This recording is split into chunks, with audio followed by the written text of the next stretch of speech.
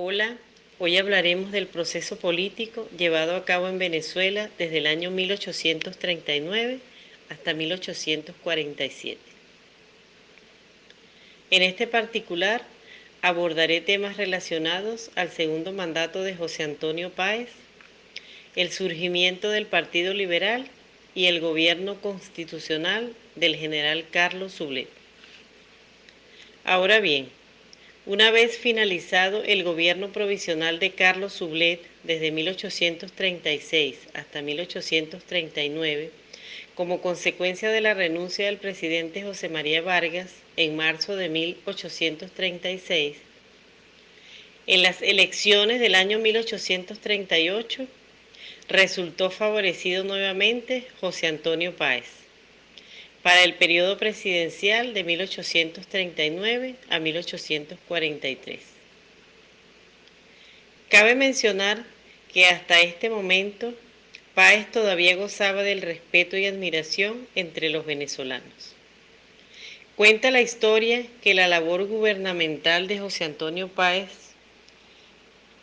durante este tiempo estuvo centrada en los siguientes aspectos. Desde el punto de vista educativo, para el año 1839, dictó un decreto orgánico de los colegios nacionales, con el cual se crearon las primeras juntas de educación en cada provincia. En julio de ese mismo año fue inaugurada en Venezuela la primera entidad bancaria conocida como el Banco Colonial Británico, el cual tuvo un tiempo de duración de 10 años. Para el año de 1841, el Congreso Nacional aprobó la creación del Banco Nacional Venezolano, creándose con él la primera ley bancaria del país. Vale señalar que el mismo operó en Venezuela hasta el año 1850. Entre otras cosas, para el año de 1842 se inició la construcción de la primera carretera entre Caracas a La Guaira, así como la logística para trasladar los restos de Simón Bolívar a Caracas. Otro hecho importante fue el surgimiento de un partido político conocido como el Partido Liberal, el cual representó en ese momento el principal frente de oposición al gobierno de turno. Este partido surgió como resultado de los conflictos y diferencias entre la oligarquía de esa época, unido al descontento social motivado a las malas políticas ejecutadas por Páez, además de su insistencia por mantenerse en el poder desde el año 1830.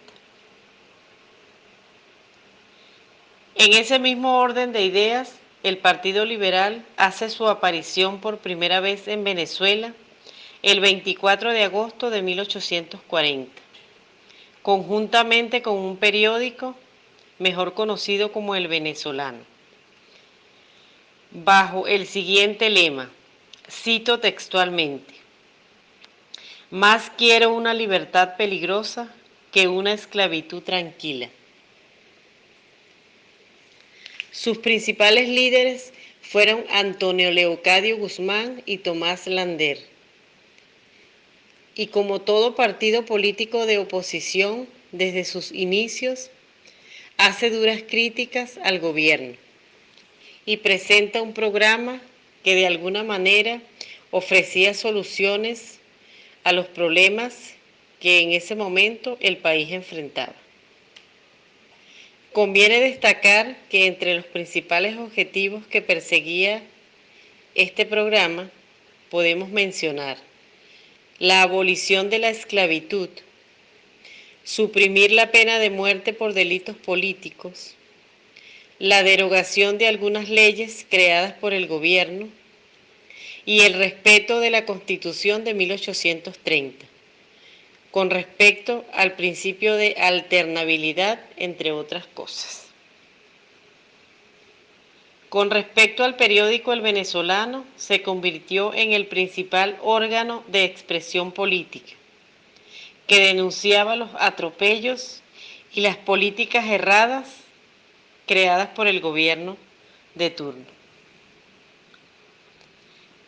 Finalizado el segundo mandato de José Antonio Páez, para las elecciones presidenciales del año 1843, resultó ganador con el 66% de los votos el general Carlos Sublet, reconocido héroe de la independencia, nacido en el hoy estado La Guaira, en el año 1789.